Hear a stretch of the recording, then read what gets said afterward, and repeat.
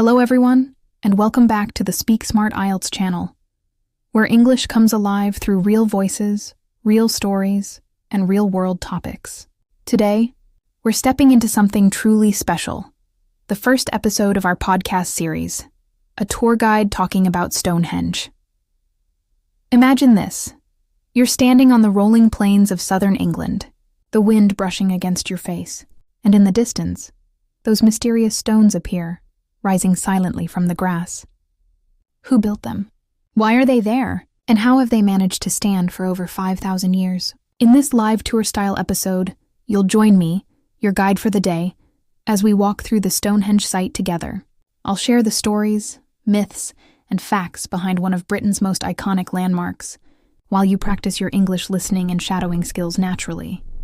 So, grab your headphones, open your mind, and let's begin our journey to uncover the secrets of Stonehenge.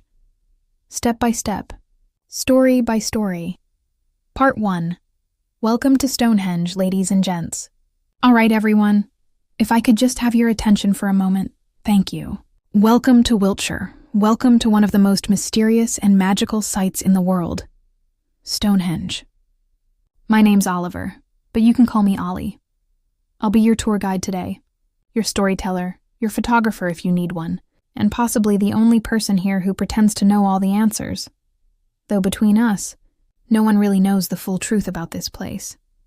Before we begin our walk towards the stones, let's take a deep breath of that fresh English countryside air. Smell that? Bit earthy, a hint of sheep, and maybe a trace of history. 5,000 years of it, in fact. That's right, folks. You're standing in front of one of the oldest monuments on Earth. Older than the pyramids of Egypt and even older than the Great Wall of China. Crazy, isn't it? Now, a quick housekeeping bit. Please stay on the marked paths when we get closer. We can't touch the stones anymore. Apparently, people used to chip bits off to take home as souvenirs. Imagine that. If we let everyone take a piece, we'd have nothing left but a big flat field. Right then, let's set the scene, shall we? Picture this. It's around 3000 BC. There's no internet, no coffee shops, no Instagram. How people survived, I've no idea.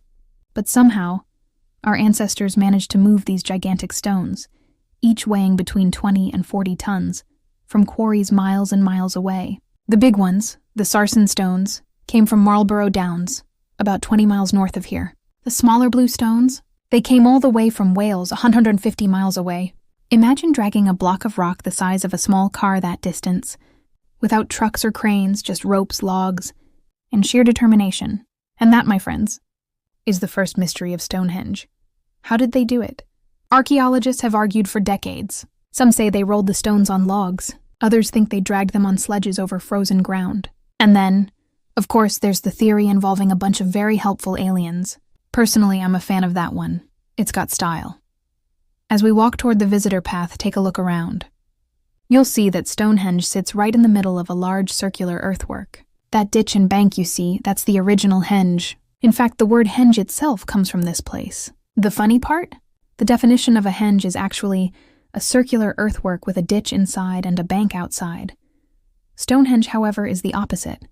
The ditch is on the outside. So technically, Stonehenge isn't even a proper henge. Bit awkward, isn't it?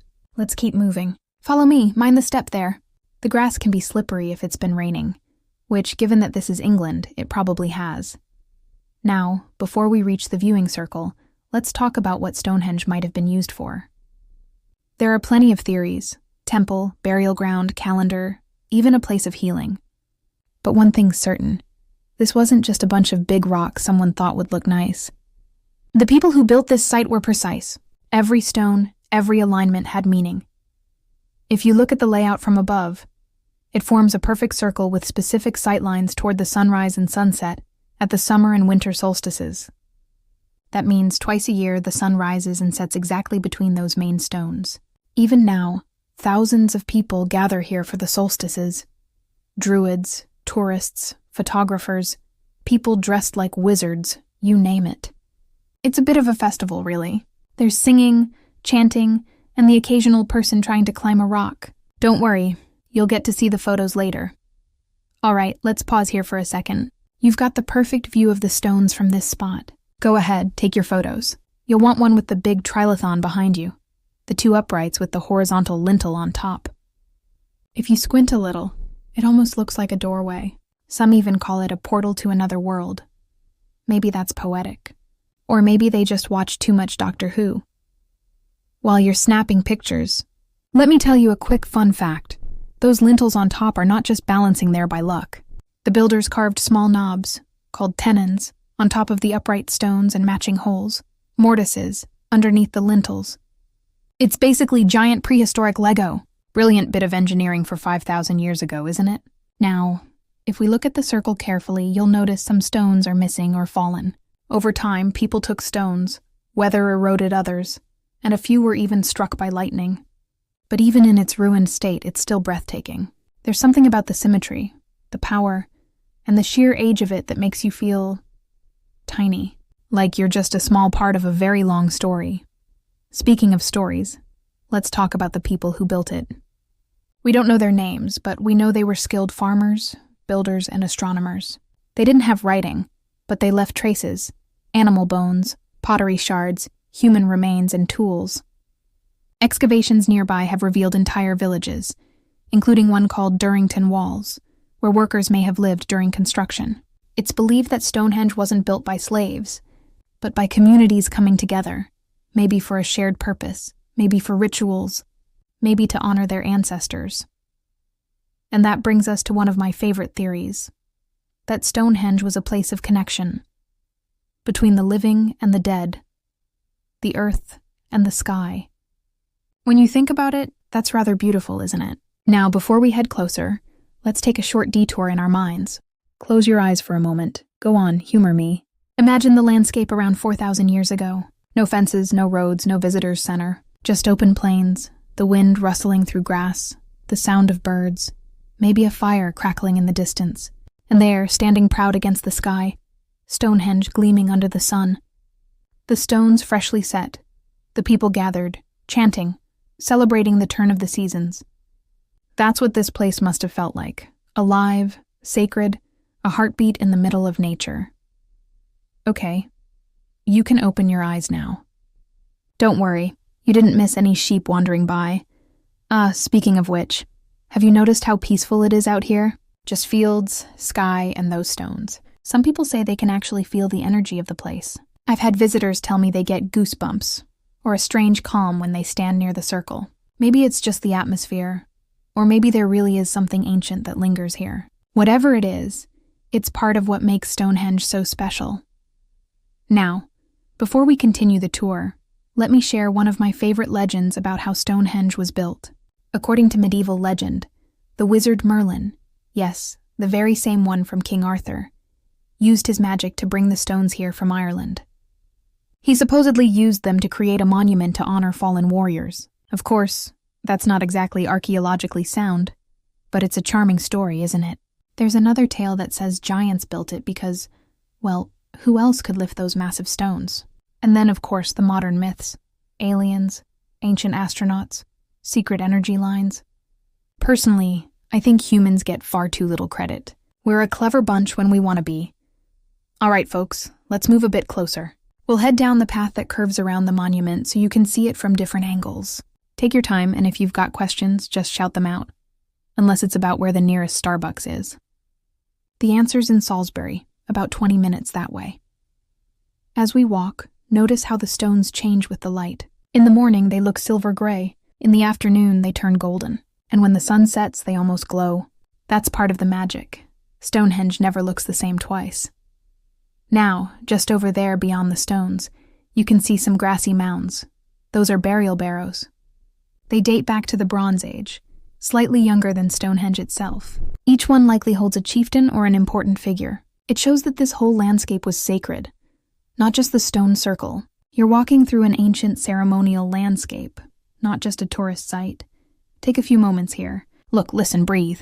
Try to imagine all the people who've stood right where you're standing now. Romans, Saxons, medieval monks, Victorian tourists, soldiers on leave during the war, and now, you. You're part of the story now, too. Part 2. Legends, Mysteries, and a Touch of English Weather. All right, everyone, gather around again. Yes, I know the wind's picking up. Welcome to England, where the weather changes faster than you can say umbrella. One moment sunshine, next moment sideways rain. Don't worry though, if we do get caught in a drizzle, consider it part of the authentic British experience. Besides, the stones look rather dramatic in the mist, don't they? Like something straight out of a fantasy film. Now, where were we? Yes, Stonehenge, the mystery that refuses to be solved. You know, I've been guiding tours here for nearly 10 years, and every single group asks me the same question within the first 10 minutes. Ollie, what is Stonehenge actually for? And every single time I give them the same answer. No one really knows. But that's what makes it so fascinating. If we had all the answers, it'd just be another pile of rocks, wouldn't it? The beauty lies in the mystery. Let's start with the most common theory, the astronomical calendar idea. Many researchers believe Stonehenge was used to mark the movements of the sun and moon. See how the main axis lines up with the sunrise on the summer solstice and the sunset on the winter solstice? That can't be a coincidence. Some even say the people who built it were the first astronomers, tracking the changing seasons to plan crops, festivals, and rituals.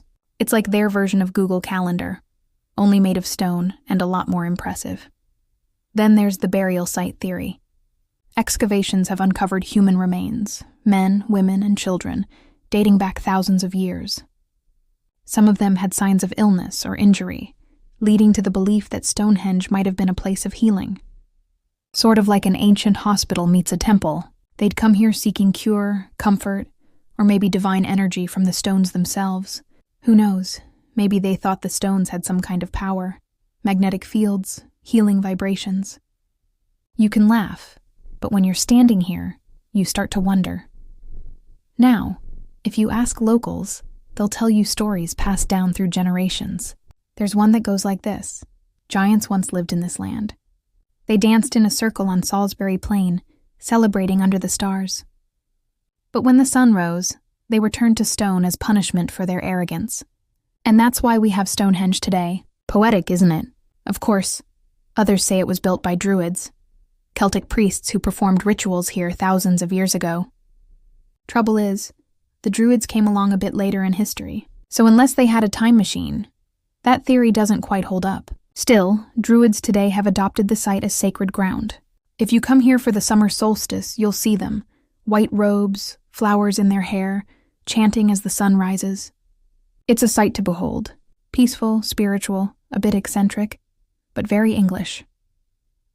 Now look just ahead to the heel stone, standing alone just outside the circle. That's where the magic happens at sunrise during the summer solstice. The sun comes up right over that stone, shining straight through the entrance and into the heart of the circle. It's astonishing how precise it is, like ancient laser alignment. No computers, no GPS, yet somehow perfect geometry. The builders clearly knew what they were doing. Some people think the heel stone was originally called the Friar's Heel. The story goes that the devil himself brought the stones from Ireland, carrying them in his apron. A friar spotted him, and the devil shouted, "You'll never know how these stones came here," and threw one at the friar, hit him right on the heel. Hence the Friar's Heel. Bit dark, but it makes for a cracking story, doesn't it? Speaking of stories, let me tell you about the excavations. Over the years, archaeologists have done countless digs here, using everything from old-fashioned spades to laser mapping and radar scans. They've found wooden posts, pits, and even other stone circles nearby. Turns out, Stonehenge wasn't alone. It was part of a much larger network of monuments and ceremonial sites. There's the Cursus, a long earthwork stretching nearly 2 miles, and Woodhenge made of timber posts. It's as if the entire landscape was one big spiritual complex, like ancient Britain's version of a cathedral city. And then there's Durrington Walls, about 2 miles away. It's believed to have been a settlement for the workers who built Stonehenge. Archaeologists found animal bones, pottery, and tools there, evidence of feasts and gatherings. The bones showed signs of being butchered, cooked, and shared in large quantities, so clearly the builders knew how to throw a good party. Imagine it. Hundreds of people eating roasted pork, drinking ale, celebrating their work beneath the stars.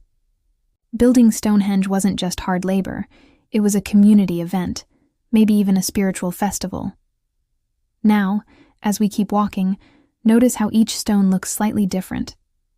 Some have weathered surfaces, others smoother, some tilted. They almost seem alive, like they're shifting when you're not looking. You know, some of my favorite moments here are when the clouds part and a shaft of sunlight hits the stones. The whole monument lights up, and for a moment, it feels like time itself stops. That's when you realize why people are drawn to this place. It's not just about history. It's about feeling connected to something timeless. Right, let's pause here for a moment. You're standing at what we call the northeast entrance, which would have been the main ceremonial path thousands of years ago. Try to picture processions of people walking up that avenue, carrying torches, chanting, dressed in animal skins or robes, the air thick with smoke from fires, drums beating, people singing to the rising sun. Stonehenge wasn't silent back then. It was alive with sound, movement, and energy. You might be wondering how we know any of this. Well, archaeologists have found remains of animal bones that were brought here from as far as Scotland. That means people traveled hundreds of miles to be part of whatever was happening here. Imagine walking for weeks.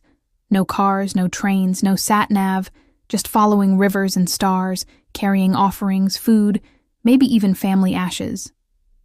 This was pilgrimage long before the word existed. Now, a question I often get. Ollie, do you believe in any of the mystical stuff? And my honest answer? I think there's more to this place than meets the eye. You don't need to believe in magic to feel that there's something special here. Whether it's the alignment with the sun, the scale of human effort, or the mystery that keeps us wondering, it touches people. I've seen grown adults tear up here. I've seen kids go completely silent, which, as you know, is a miracle. So yes, there's power in Stonehenge. Maybe not the kind that shoots lightning, but the quiet power of history, connection, and imagination. Now, while we're talking about power, let's address something fun. Energy lines or ley lines. Some believe Stonehenge sits on a network of invisible energy lines that crisscross the earth, connecting ancient sites. They say you can feel it if you stand still and open your palms. Go on, give it a try. Arms out, palms facing down. Feel anything? No? Don't worry. It usually works better after a pint. But jokes aside, ley lines are a fascinating idea. Even if they're not scientifically proven, they speak to something deep in us. The desire to find patterns, to connect the dots, to believe that the world has a rhythm we can tune into. Let's talk a bit about the engineering now, because honestly, it's mind-blowing. Those lintel stones on top, they're not flat slabs. Each one is slightly curved to form a perfect circle, and the joints, those mortise and tenon connections I mentioned earlier, are carved with incredible precision. You could almost mistake them for machine-made. To lift them up, they probably built ramps or used wooden frames. Then they'd lever the stones into position with ropes and manpower. Hundreds of people pulling together. It's hard to imagine, but when you think about the pyramids being built around the same time, maybe it's not so impossible after all. Speaking of impossible things, let me tell you a story about when I first started guiding here. It was my second week, and I had a group of very enthusiastic tourists from Japan. Lovely people. One of them asked me if he could borrow a stone to take home. I laughed, thinking he was joking, but he was completely serious. He said, "Just a small one for luck." I told him, "Mate, if you can lift one of these, you deserve to keep it." He laughed, but then tried to pick up a pebble from the path. Don't worry, I stopped him before he made off with British heritage in his pocket. Look over there. Can you see that faint mound rising in the distance?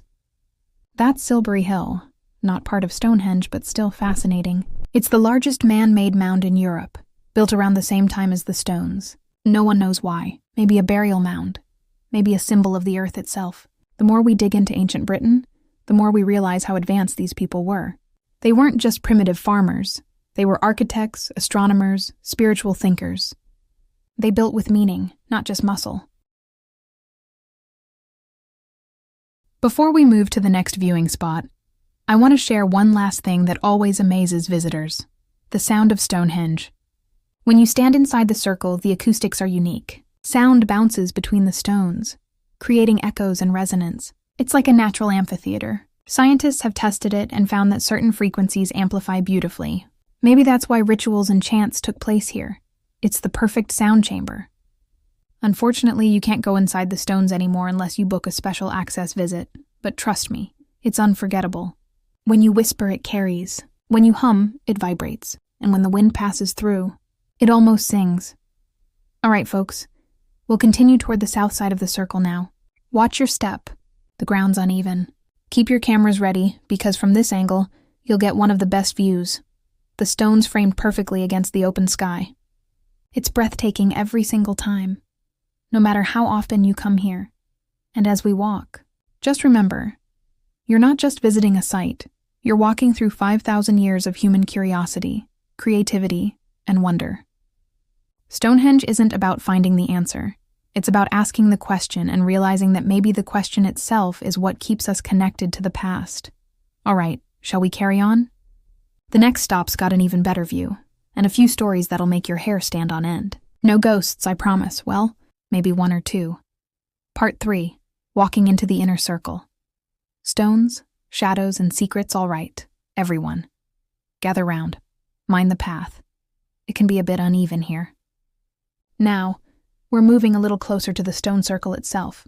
Though, as you can see, there's a rope boundary here. We're not allowed to go right up and touch the stones unless it's part of a special access visit. But even from this distance, you can feel how massive they are, can't you? There's a kind of quiet power that fills the air. Let's pause for a moment. Take a deep breath, hear that? Just the wind, a few birds, maybe the sound of the grass rustling. It's almost like time slows down out here. You're standing in the middle of thousands of years of human history. And that's not an exaggeration. These enormous gray stones called sarsens make up the outer circle. They're the ones standing upright, each about 4 meters high and weighing around 25 tons. The ones lying horizontally on top are the lintels. What's absolutely fascinating, and slightly mind-blowing, is that these lintels are perfectly curved to form a complete circle. It's not just stacking rocks. It's precision engineering, over 4,000 years ago. Now have a look at how the stones fit together. You might spot little bumps and holes where one stone connects to another. These are called mortise and tenon joints, the same idea carpenters still use in wooden furniture today. So the builders weren't just strong. They were clever too. They understood geometry, symmetry, and weight balance in a way that still amazes engineers now. Let's move a bit to the left, so we can see the inner horseshoe. That's the set of even larger stones you can see standing taller in the middle. These were placed in a U-shape, with the open end facing northeast. That's the direction where the sun rises during the summer solstice. So early on the 21st of June, if you stand right in the center and look out towards the heelstone, which we'll talk about soon, you'll see the sun rise directly above it. Imagine hundreds, maybe thousands of people gathered here to watch that moment. There's something so deeply human about that image, celebrating light, life, and renewal. And perhaps that's what Stonehenge was all about, understanding our place in the rhythm of the world. Now, the stones you see in the inner circle, the smaller, bluish ones, those are the blue stones I mentioned earlier. These came all the way from the Preseli Hills in Wales. It's about 240 kilometers from here. Even today, it's a tough journey by lorry, let alone hauling 2-ton stones with ropes and wooden sledges over hills and rivers. Some archaeologists believe they might have been transported on wooden rafts down the rivers and along the coast. Others think they rolled them on logs. However they did it, it shows extraordinary determination.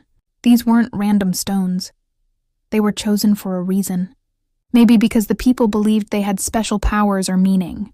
All right, while we're looking at this magnificent view, let me tell you a little story, one of my favorites about Stonehenge.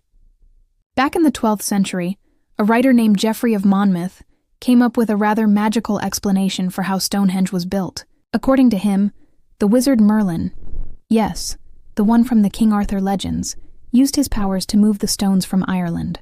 Supposedly, the giants had originally brought them there from Africa, and Merlin decided to bring them here as a memorial to British warriors. Of course, historians take that story with a pinch of salt. But it's interesting, isn't it, how even in medieval times people were fascinated by this site and wanted to explain it somehow. That sense of mystery hasn't gone away. Even today, people come up with new theories every year. Speaking of theories, let's talk about what Stonehenge might actually have been for. Was it a temple? An observatory? A burial ground? The truth is, it might have been all of those things at different times. Excavations have revealed hundreds of cremated human remains, especially from the early phases of construction. That suggests it was a place of burial, maybe reserved for important people. Then, as it evolved, it might have become more of a ceremonial or spiritual site. One particularly striking idea is that Stonehenge was built to unite different communities. Imagine scattered tribes across southern Britain, each bringing stones, food, and people to work together on this grand monument. Building it could have been a social event, part construction, part festival, part spiritual gathering. Sort of like an ancient Glastonbury festival, but with fewer guitars and more stone dragging. All right, before we walk onto the heelstone, take another moment to look at the alignment. Notice how perfectly symmetrical it feels. The axis runs straight through the middle, from the entrance through to the tallest stones. That's the solstice line I mentioned. The people who built this weren't guessing. They knew exactly where the sun rose and set throughout the year. Now, if you look closely, you can see small indentations on the ground inside the circle. These are called Aubrey holes, named after the antiquarian John Aubrey, who recorded them in the 1600s. There are 56 of them, forming a ring. Some were used to hold wooden posts before the stones were erected. Others might have held cremation burials. It's quite amazing to think about. This site changed and evolved for over 1,000 years. Stonehenge wasn't built all at once. It started as a simple circular ditch and bank around 3000 BCE, then gradually became the stone monument we see now. So every generation added their touch, their layer of meaning. As we move along, I want you to picture what it might have looked like when it was new. The stones would have been smoother and brighter, freshly cut. The ground around would have been clear, not covered in tourists and ropes. Fires would have been burning, people singing, maybe playing early instruments, wearing animal skins, painting their faces with natural pigments. It must have been a breathtaking sight. A mix of religion, astronomy, and community spirit. Oh, and see that little mound off to the east? That's part of a barrow or burial mound. There are actually dozens of them scattered around the landscape here. Some small, some quite large. They tell us that Stonehenge wasn't just a single monument. It was part of a much larger sacred landscape, a kind of prehistoric spiritual network. Now, I often get asked this question. Do you believe it's haunted? Well, I've been out here at dawn and at dusk more times than I can count, and I've never seen anything spooky. But I will say, sometimes when the mist rolls in over the plain, and you're standing here alone, it does feel like the stones are watching you.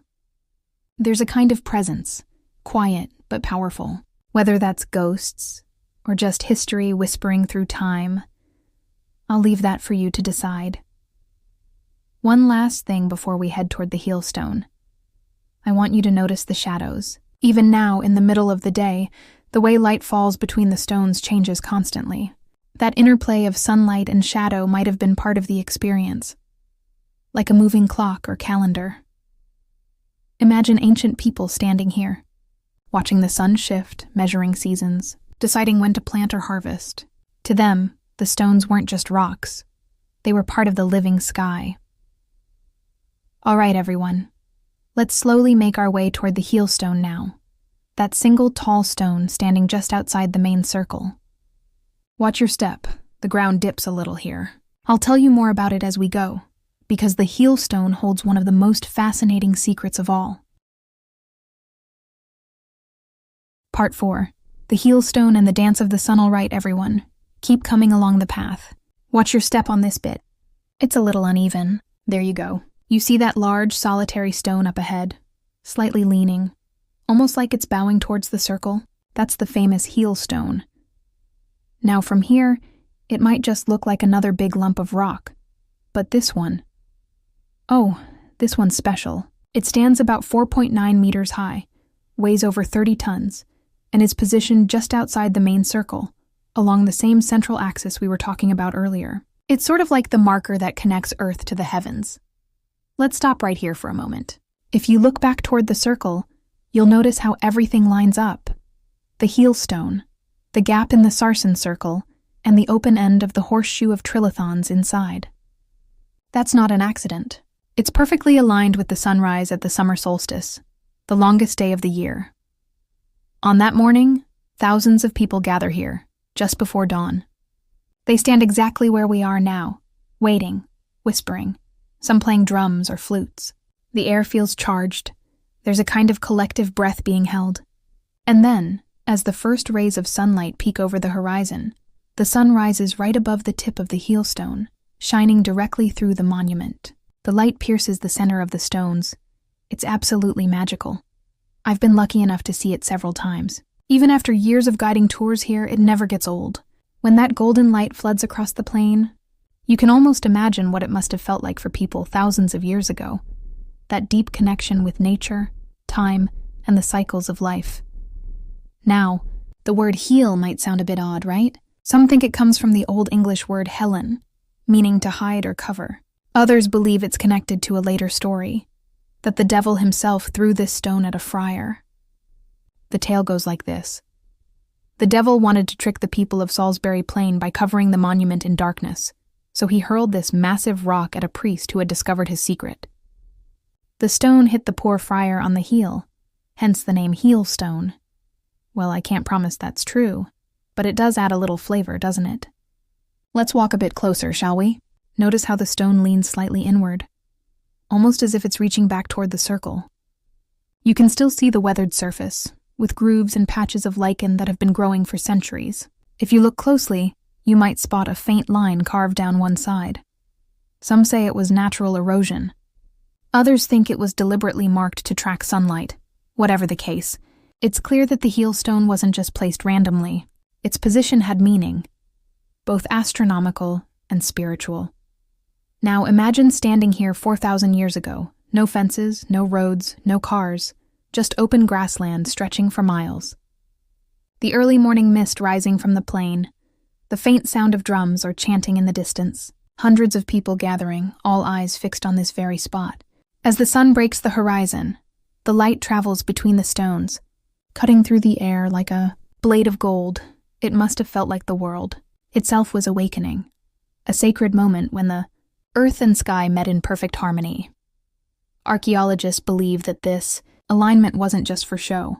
It may have been part of an entire solar calendar, helping people track the seasons, crucial for farming, hunting, and spiritual ceremonies. The builders of Stonehenge knew the rhythm of the sun better than most of us ever will.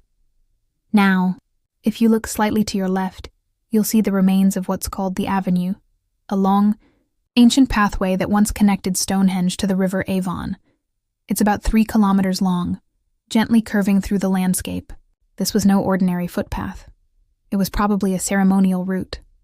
Some archaeologists think that people might have carried stones, or even the ashes of loved ones, along this avenue from the river up to the stone circle. It's as if life and death, water and sun, were connected, a journey from one world to the next.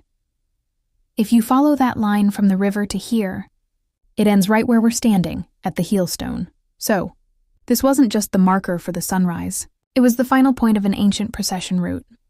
Pretty remarkable, isn't it? You can still almost imagine the line of people, walking slowly, holding torches dressed in animal skins, carrying offerings, maybe chanting or singing as they approach this sacred place. Now, let's talk a bit about what happens during the winter solstice, too. Most people think of Stonehenge as a summer solstice site, but actually the alignment works both ways. During the winter solstice, the shortest day of the year, the sun sets in perfect alignment with the stones in the opposite direction. So you see, it wasn't just about celebration and light. It was also about reflection and renewal, marking the return of longer days after the darkest time of the year. Life, death, rebirth, all part of the same cycle. It's fascinating to think that the same structure, the same stones, could frame both the rising and setting of the sun across the seasons. It's like Stonehenge was built as a living instrument for time. You know, some visitors ask me, do you think they really worship the sun? And I usually say, well, maybe not in the way we imagine worship today. It wasn't necessarily about a god with a name and a face. It was about understanding that the sun gave life. It dictated when crops grew, when animals moved, when winter came. It was the heartbeat of their world. So perhaps standing here, watching the sun rise or set through the stones, was their way of saying thank you, or maybe of feeling connected to something greater than themselves. Let's take a few steps around the heelstone so you can see it from another angle. Notice how the shadow falls across the grass, stretching toward the monument. On the morning of the summer solstice, that shadow aligns almost perfectly with the central stones. It's like the monument itself was designed to move with light. You might have heard people refer to this place as a temple of the sun. That phrase comes from early archaeologists, but I quite like it, not because it implies religion as we know it, but because it captures that sense of awe and reverence that people must have felt here. Now, one of the beautiful things about Stonehenge is how it changes every time you visit. In winter, the stones feel harsh and stoic, standing against the cold wind. In summer, they almost glow at dawn. Sometimes they seem alive. Other times, they're like sentinels keeping ancient secrets. You could stand here for hours, and some people do, just watching the light shift, the colors of the landscape changing from gray to gold to deep green. It's almost meditative, and it's not just the past that's alive here. The present is too. Every solstice, thousands of people still gather to celebrate, much like those ancient festivals. You'll see druids in white robes, people playing drums, singing, dancing, some meditating, others simply soaking up the atmosphere. It's a real mix of spirituality, joy, and curiosity.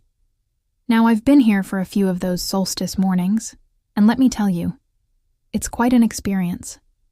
The moment the sun breaks the horizon, everyone cheers, claps, some cry.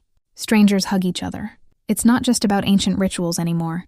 It's about being part of something timeless. When you're standing among all those people, the stones around you glowing orange with the rising sun, it's hard not to feel that connection, not just with history, but with humanity itself. And perhaps that's what makes Stonehenge so powerful. It doesn't matter if you believe it was a temple, a calendar, or a burial site. What matters is that it still brings people together, thousands of years later, for the same reason it did back then, to look to the sky and feel wonder. Now, before we head back toward the visitor center, I want you to take one last look at the heel stone. Imagine that line stretching from where we stand, through the circle and out to the horizon. That's more than just geometry. It's a connection between earth, stone, and sky. Between us and those who came before. All right, let's slowly make our way down the path. We'll stop in a moment by the edge of the field, where I'll tell you a bit about how the monument was rediscovered, preserved, and how it became one of the most iconic sites in Britain. And as we walk, take one more glance back at the circle. The stones stand there, silent but alive, guardians of the plain. The sun's shifting light glints off their edges, as it has for thousands of years. And maybe, just maybe, they're smiling at us too. Part 5. The mysteries, legends, and the magic of Stonehenge. All right, everyone, gather a little closer if you can. Don't worry, you're not going to disturb the stones. They've been standing here for about 5,000 years, and they've seen far worse weather than anything the English summer can throw at us. Now, we've talked about the stones themselves, how they were raised, and what purpose they might have served. A temple, an astronomical observatory, maybe even a burial site. But what truly fascinates people from all over the world are the mysteries and legends surrounding Stonehenge. Because you see, the stones don't just tell stories of science and archaeology. They tell stories of imagination, myth, and magic. Let's start with one of my favorites, the Arthurian legend. Some say that Stonehenge was built by the wizard Merlin, yes, the very same Merlin who served King Arthur. According to one of the oldest versions of the tale, Merlin used his magic to transport these giant stones from Ireland. He supposedly took them from a place called the Giant's Dance, brought them across the sea, and reassembled them right here, on the Salisbury Plain. Now, of course, archaeologists might raise an eyebrow at that, but it's a story that's been told for centuries. The idea of Merlin using his powers to move stones weighing up to 40 tons adds a certain mystical charm, doesn't it? Some locals, especially older generations, still whisper that on Midsummer's Eve, if you walk between the stones at just the right time, you can hear faint echoes, whispers, music, or voices from another age. Others say that the stones themselves are alive, not in the way you and I are, of course, but alive with energy, with memory. Many visitors claim they can feel a pulse when they rest their hands on the cool surface of the sarsen stones, a kind of rhythm, like the heartbeat of the earth itself. Now, whether that's the imagination or something deeper, I'll let you decide. But you can't deny that standing here does something to you. It's hard not to feel, well, connected to time, to nature, to something far beyond our little human worries. Let's take a moment, shall we? Look around. You see those birds circling above? That's a red kite, a beautiful bird of prey, often seen around the plains. The way it glides over the stones makes you realize how small we are in the grand picture. Generations have come and gone. Kings have ruled and fallen. Empires have risen and disappeared. And yet these stones remain, silent and steady, like guardians of something sacred. Speaking of sacred, let's talk about the Druids. You've probably heard that Stonehenge was built by Druids or that they still come here to celebrate the summer solstice, right? Well, the truth is a little more complicated. The Druids, as we know them from history, came along thousands of years after Stonehenge was built. But that hasn't stopped modern Druid groups from adopting this site as a symbol of their spiritual connection to nature and the cosmos. Every year, at sunrise on the summer solstice, thousands of people gather here. Druids, pagans, travelers, and curious tourists. They come to watch the sun rise directly over the heel stone, lighting up the center of the monument. It's an incredible sight. The air is full of music, chanting, laughter, and this deep sense of unity. It's probably the one time of the year when Stonehenge feels alive again, almost as if the spirits of the past wake up to join the celebration. If you ever get the chance to visit during the solstice, do it. Just be prepared for the crowds. And maybe bring a blanket and some hot tea because English mornings can be chilly. But trust me, seeing that first ray of golden sunlight stretch across the ancient stones, it's unforgettable. It's one of those moments when time itself feels like it's standing still. Now, here's a fun little mystery for you. Have you ever noticed that the stones seem to hum when the wind blows a certain way? Some visitors swear they hear low vibrations, almost like the stones are singing. Sound engineers have actually tested this theory. Apparently, the stones do produce a resonant frequency when struck, a deep, bell-like tone. In ancient times, that could have been part of some ritual, or perhaps just an accident of nature. Either way, it's another layer to the enigma. And of course, Stonehenge wouldn't be Stonehenge without a few UFO stories. Oh yes, it's true! There are people who claim that Stonehenge was built by extraterrestrials, or that it was a landing site for alien craft. Now, I'm not here to debunk or defend those theories.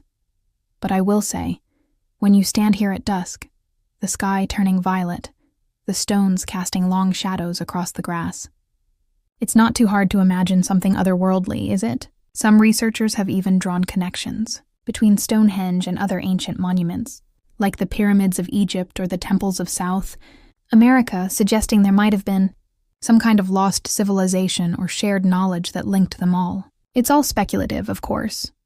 But it makes you wonder how much of human history has been forgotten, buried under layers of time.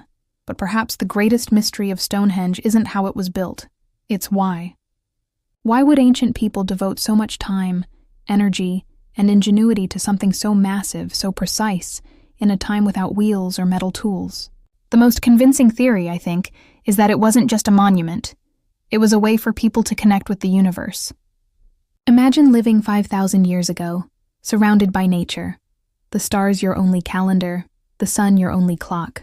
Building Stonehenge might have been their way of reaching out, to understand, to belong, to find meaning in a vast and mysterious world. And maybe that's why we're still drawn to it today. Because deep down, we're still searching for the same things. Understanding, belonging, meaning. That's what makes this place timeless. Stonehenge isn't just a pile of rocks. It's a mirror, reflecting our own questions back at us. Now, before we move on, let me share one last story.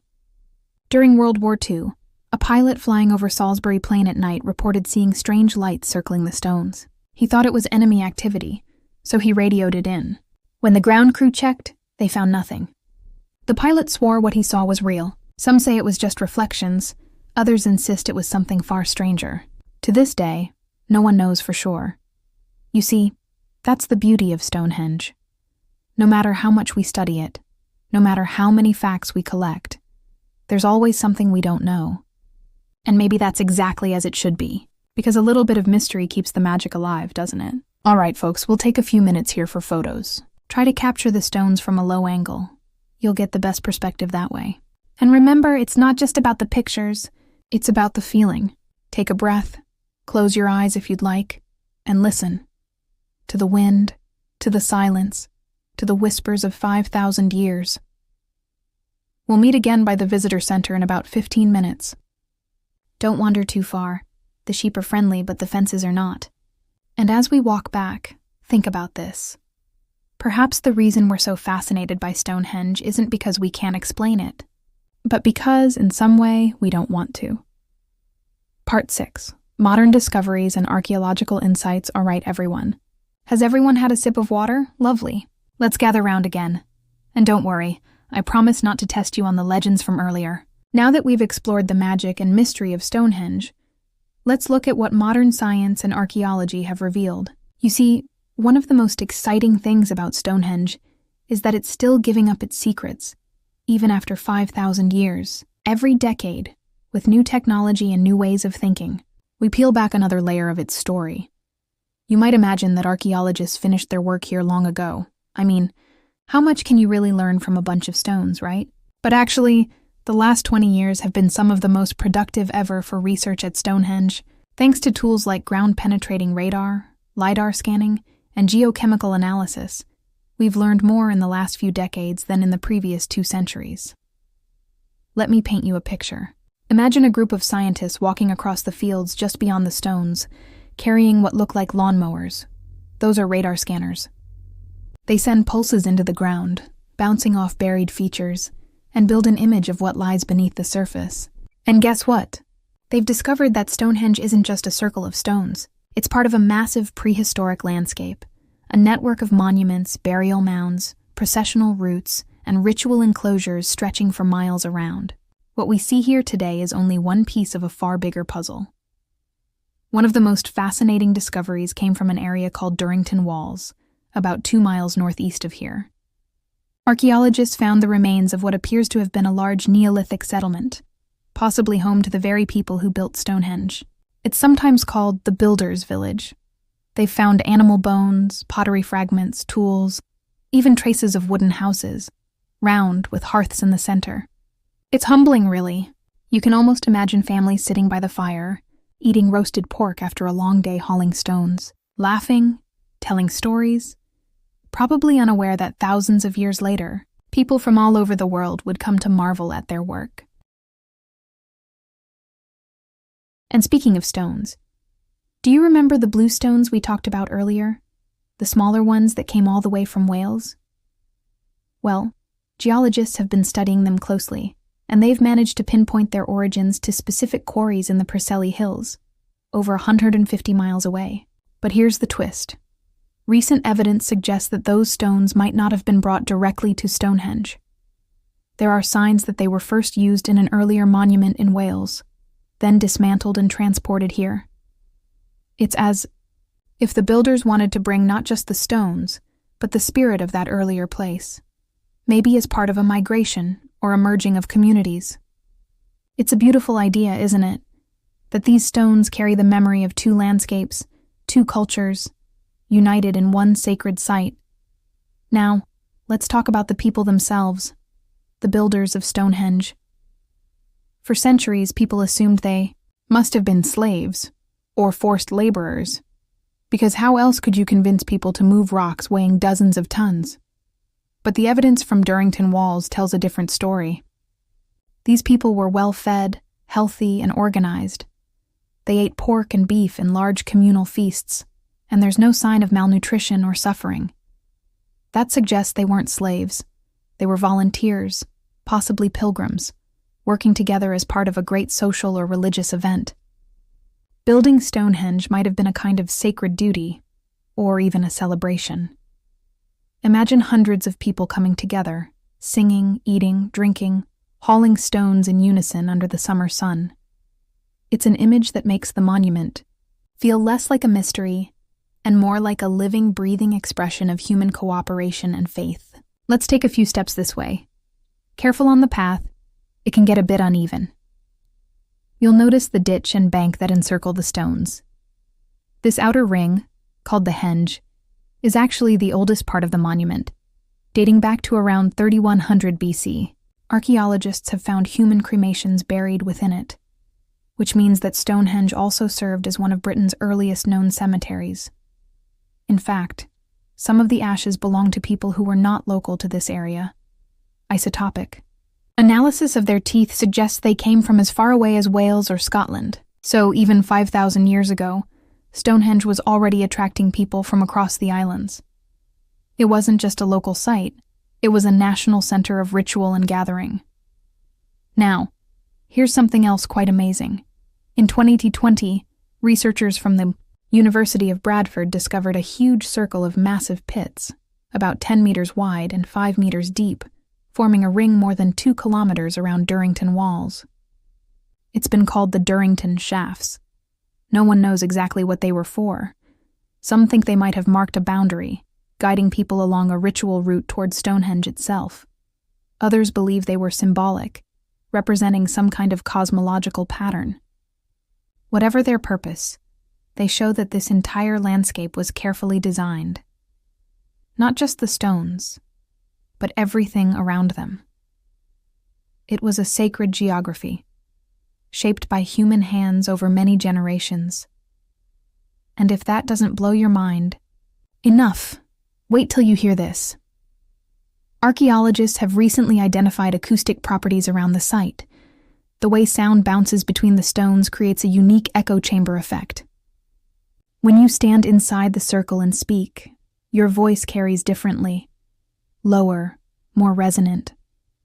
Some experts believe this was intentional, designed to enhance ceremonies, chants, or music.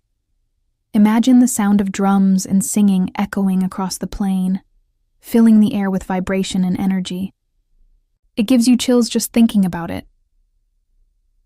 Now, of course, all these discoveries wouldn't be possible without modern technology. 50 years ago, archaeologists had to dig trenches and hope for the best. Today they can see underground without disturbing the soil. LiDAR, which stands for light detection and ranging, uses laser beams to scan the landscape from above, revealing features invisible to the naked eye. It's like peeling back layers of history without ever lifting a trowel. Through LiDAR, scientists have found dozens of previously unknown burial mounds, timber circles, and processional roads radiating from Stonehenge, like spokes of a great cosmic wheel. And this idea of Stonehenge as part of a wider ritual network has completely changed how we think about it. It's no longer just a single monument. It's part of a connected ceremonial landscape that stretched across southern England. There were riverside sanctuaries, wooden henges, avenues, and gathering places. People would have traveled here for festivals, funerals, or celestial events. Maybe once a year, maybe once in a lifetime. In a sense, Stonehenge was their cathedral, but one built under open skies. Let's pause for a moment, shall we? Look, at the horizon. See that faint line of trees over there? That's where the avenue begins, a man-made path linking Stonehenge to the River Avon. It's thought that the river represented the world of the living, and the stones the world of the dead, and that people may have processed along that route as part of funeral ceremonies, carrying the ashes of their loved ones to be placed among the stones. It's haunting, but also profoundly beautiful. It reminds us that this place wasn't built for mystery's sake. It was built for people, for love, for memory, for meaning. And that's the thing about archaeology. The deeper we dig, the more human the story becomes. Stonehenge isn't just about big rocks and perfect alignments. It's about community, connection, and the eternal desire to reach beyond ourselves. Modern discoveries haven't made it less magical. If anything, they've made it more so. Because now we can see the fingerprints of real people behind the legend. When you think about it, it's incredible how much has survived. The stones, the earthworks, the bones, they've all endured the passing of millennia. And yet, with every new discovery, we're reminded that time doesn't erase everything. Some things, the truly important things, linger, waiting patiently to be found. All right, my friends. Take a few photos here before we head back toward the visitor center. In our next part, I'll tell you about what Stonehenge means today, how it's cared for, how it inspires artists and scientists alike, and how it continues to shape British identity in the modern world. Part 7. Stonehenge in the Modern World. Tourism, Conservation, and Meaning. Today, all right. Everyone, welcome back. Hope you've stretched your legs and grabbed a bit of fresh air. We've wandered through myths, marvels, and mysteries, and now it's time to step into the present day. You see, Stonehenge isn't just an ancient monument frozen in the past. It's alive. Not in the mystical sense we talked about earlier, though who knows, maybe that too, but alive through the people who come here, who study it, who protect it, and who find meaning in it. Take a look around. You'll see visitors from every corner of the world: families, students, photographers, spiritual seekers, and occasionally, a group of druids in white robes who've come to honor the solstice sunrise. That mix of people is part of what makes Stonehenge so fascinating. It's a place where ancient ritual meets modern curiosity, where science and spirituality somehow share the same space. Now, let's start with something practical. Tourism. Stonehenge is one of the most visited heritage sites in the United Kingdom. On average, around 1.5 million people come here every year. That's quite something, isn't it? Especially when you think that for most of its history, it stood quietly among sheep and grass, with only the wind for company. But popularity, as you can imagine, comes with its challenges. A century ago, you could walk right up to the stones, touch them, even have a picnic between them. People chipped off small pieces as souvenirs, carved their names, something unthinkable today. In 1977, English Heritage, the organization that manages the site, decided to restrict direct access to protect the stones from further erosion. It was a controversial move at the time. People felt they were being distanced from history. But over the years, it's proven necessary. The stones are fragile, especially the lintels, and every little vibration adds up. Now don't worry. You can still get pretty close. And during special occasions like the summer and winter solstices, visitors are allowed to walk among the stones again, just as our ancestors might have done thousands of years ago. It's a powerful experience, the kind that makes the hairs on your arms stand up.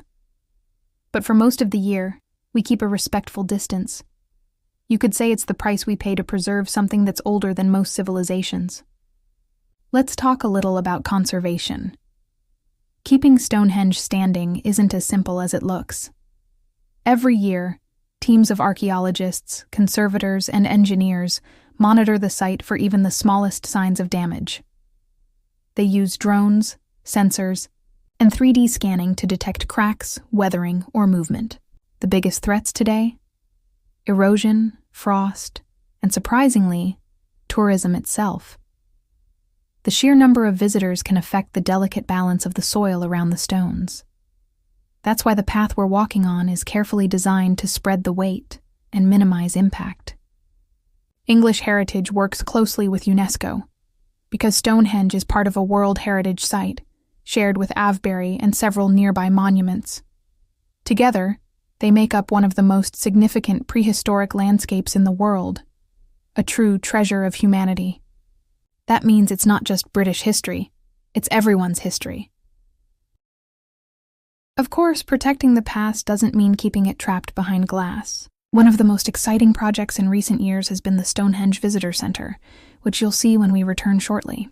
It opened in 2013, and it's designed not only as a museum, but as a bridge, connecting modern visitors with ancient builders. Inside, you'll find full-scale replicas of the stones, interactive exhibits, and even a virtual reality room where you can watch the sunrise and sunset alignments through the ages. There's also a reconstruction of a Neolithic village, showing how people might have lived 4,500 years ago, their huts, tools, and cooking fires brought to life. It's a wonderful way to step into their world, even for just a moment. Now here's something that always fascinates me. Stonehenge has a different meaning for everyone. For archaeologists, it's a puzzle, a window into prehistoric engineering and society. For artists, it's a muse, inspiring paintings, poems, and music for centuries. For spiritual seekers, it's a sacred site, a place to feel connected to nature and the cosmos. And for the rest of us, it's simply a reminder. of how small we are and how long human dreams can endure. Even in modern pop culture, Stonehenge keeps showing up. It's in films, novels, video games, even rock songs. Remember the 1984 film This Is Spinal Tap? They famously built a tiny model of Stonehenge by mistake, and it became one of the funniest scenes in movie history. Or maybe you've seen Doctor Who, Tomb Raider, or Assassin's Creed, Valhalla, all of which feature the monument in some way. It's strange, isn't it? These silent stones, built by people who couldn't even write, have become icons in a digital world. But perhaps the most moving thing about Stonehenge today is how it continues to bring people together. Not just tourists, but communities. Local schools visit to learn about their heritage. Families bring children to feel the history under their feet. Couples come to propose beneath the solstice sun. I've even seen memorials, small, quiet moments where people come to scatter ashes or say goodbye. The stones, in their stillness, seem to absorb it all. Let's not forget, though, that not everyone agrees on how Stonehenge should be treated. Over the years, there have been passionate debates about access, preservation, and even traffic. You see, that main road you drove in on, the A303, runs right past the site. For decades, it's been a thorn in the side of conservationists and visitors alike. Noisy, busy, and quite out of place beside such an ancient monument. There's been a long-running plan to build a tunnel to divert the road underground, restoring some peace to the landscape. Supporters say it would reconnect the site with its natural surroundings. Opponents worry about the potential damage during construction. As of now, it's still a topic of fierce discussion. That's Britain for you. We'll debate tea versus coffee for hours, let alone Stonehenge tunnels. But that's also what makes this place alive. It's not static. It's a living dialogue between past and present. Every generation redefines what Stonehenge means. In the 19th century, people saw it as a symbol of empire and endurance. In the 1960s and 70s, it became a rallying point for counterculture, peace movements, and free festivals. Today, it's a symbol of unity, of shared human heritage. Whether you're a scientist or a druid, a skeptic or a dreamer, Stonehenge somehow belongs to all of us. And you know what's really touching? Even after all these centuries, people still look at it and ask the same questions. Who built it? Why? What does it mean? We may have laser scanners and satellites now, but our curiosity hasn't changed one bit. Maybe that's the true power of Stonehenge. It keeps us wondering. It keeps us humble. It reminds us that not everything needs to be fully explained to be deeply meaningful. Now, as we walk toward the visitor center, take a look behind you one last time. See how the stones catch the light? The sun is dipping lower, and the shadow of the heelstone stretches across the grass, just as it has for millennia. That's the same sun that the builders watched, the same horizon they marked, the same wind they felt. It's hard not to be moved, isn't it? To think that after all this time, we're part of the same story. Before we finish, let me share a little reflection. Every time I guide people here, I'm reminded that Stonehenge isn't just about the past, it's about continuity.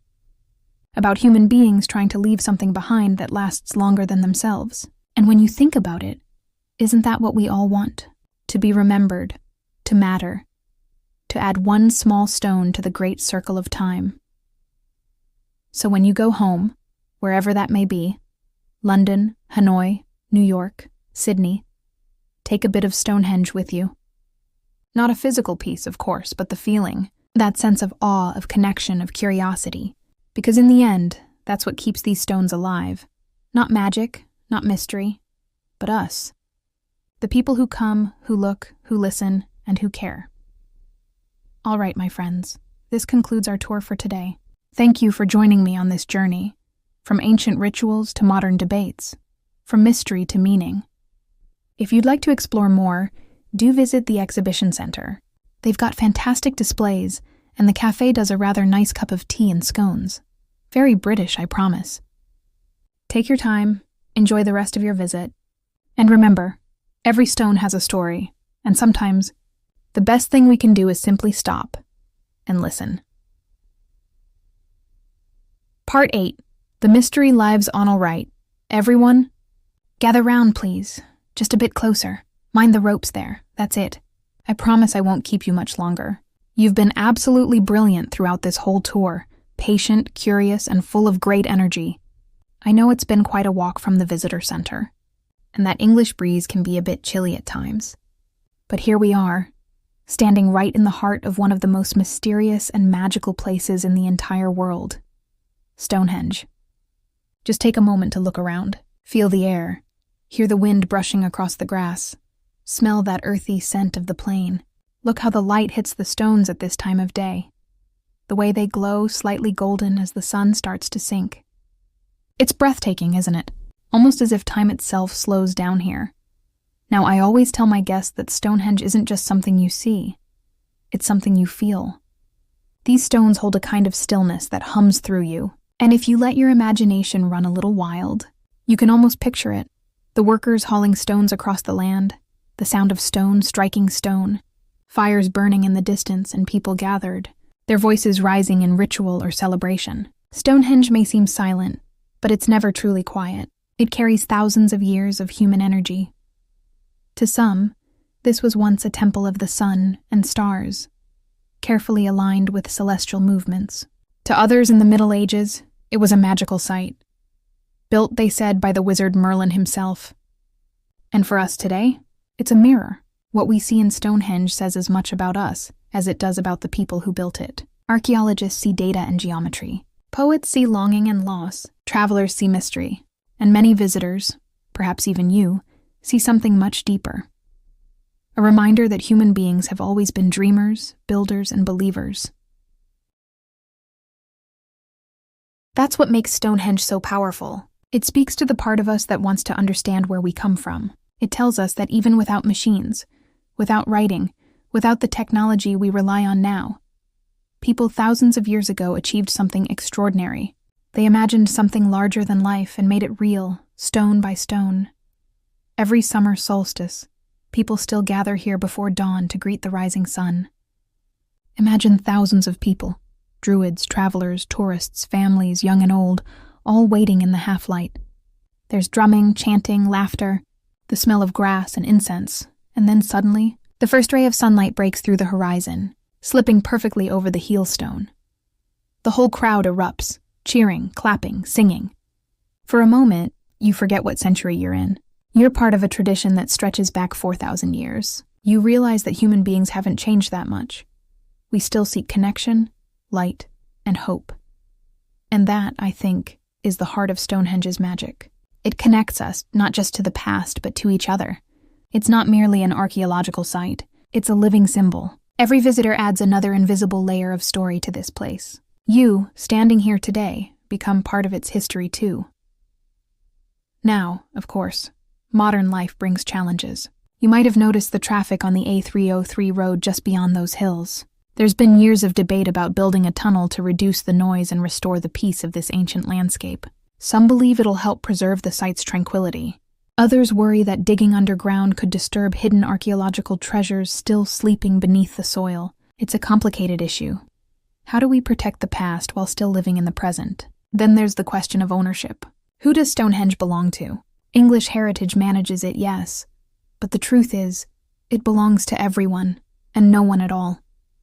To Britain, to humanity, to time itself. For thousands of years, people from every walk of life have come here to find meaning, to celebrate, to remember. That's something money or politics can never quite own. I'll let you in on a little secret. I've been a guide here for about 15 years, and every group is different. I've led scientists who wanted facts. I've led artists who wanted feelings. And I've led children who just wanted to touch the stones. But they all end up quiet at some point, usually right about now, when the light gets softer and the wind seems to drop.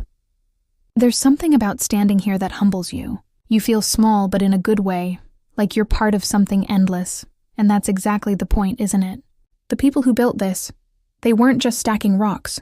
They were building a message, a monument to endurance, a promise to the future that they were here, that they mattered, that they dreamed. We may not know their words, but their work still speaks. Stonehenge reminds us that even in a world obsessed with speed, some things are meant to last. It also reminds us of the value of mystery. We live in an age where almost every question has an answer, where every curiosity can be satisfied with a quick search online. But Stonehenge refuses to give up all its secrets. How did they move the blue stones from Wales, over mountains and rivers, without wheels or iron tools? Why this precise arrangement? Why here? Even now, after centuries of study, there's no single, certain answer. And isn't that wonderful? That in a world that explains everything, this ancient ring of stones still whispers, "You don't know everything." And that's okay. I've seen visitors close their eyes here, just to listen. The wind, the birds, the faint murmur of distant cars. Somehow, it all blends into one quiet hum. Some call it the Song of Stonehenge. Maybe it's the sound of the earth remembering. Maybe it's imagination. But it's real enough to give you goosebumps. Now, if you ever come back, and I hope you do, don't just stop at the stone circle. Take a walk further out toward the burial mounds or over to Woodhenge. Those places are quieter, emptier, but they complete the story. This whole plain was a sacred landscape, filled with processions, rituals, feasts, and perhaps even funerals. People lived here, celebrated here, mourned here. They planted dreams into the soil just as surely as they planted stones into the ground. Imagine them, fires glowing at night, drums echoing, songs rising into the stars. Imagine parents telling their children about the gods of sun and moon, about the turning of the seasons, about life and death and renewal. We too tell stories, but mostly through screens and words. They told them through earth and stone. Maybe that's why we keep coming back. Because deep down, we still want to feel what they felt, the wonder of belonging to something eternal. Now, go on. Take a few last photos if you like. But after you do, just stop for a moment and breathe. Close your eyes. Feel the air. Hear that faint whisper of wind around the stones. That's time itself passing through you. When you go home tonight, or when you look at your photos later, don't just remember the stones. Remember this feeling. That calm, that silence, that strange mix of smallness and connection. Because this is what Stonehenge really gives you. It doesn't just show you the past. It reminds you to be present. I think of Stonehenge as a circle of stories. Stories of builders and believers, of mystery and meaning. Stories of endurance and patience, of people daring to imagine something beyond their lifetime. And one day, far in the future, people might look at our cities, our bridges, our towers, and wonder the same things we ask today. Who built this? And why? Maybe they'll feel the same mix of awe and curiosity. Maybe that's humanity's greatest gift. We never stop asking, and we never stop dreaming. So, my dear friends, this is where our journey ends. From the visitor center, through the rolling fields, to this ancient circle, you've walked through thousands of years of human history today. You've listened, you've imagined, and most importantly, you've felt. That's all any great journey should give you. Thank you for being such a wonderful group, truly. Your curiosity, your smiles, your questions. They've made this day special not just for you, but for me as well. Now, before you head back to the bus, let me give you one last bit of advice. Keep a little of this feeling with you, this sense of wonder. Carry it into whatever you do next. Let it remind you that human beings are capable of incredible things when they work together, when they believe, when they take time to build something that lasts. And if you enjoyed this little journey through time and history, do come and join me again on our next adventure right here on Speak Smart IELTS, our podcast and YouTube series where we explore the language, culture, and stories of Britain in a way that helps you think, feel, and sound like a local. We'll be diving into more fascinating places soon, maybe Bath, maybe Oxford, maybe even the Tower of London. There's always another story waiting. Until then, this is your guide, Ruby from Speak Smart IELTS, saying thank you for traveling with me across centuries today. Take care, stay curious, keep learning, and as we say in Britain, cheers everyone. And remember, Stonehenge isn't going anywhere. It'll be right here, waiting for you next time you come back.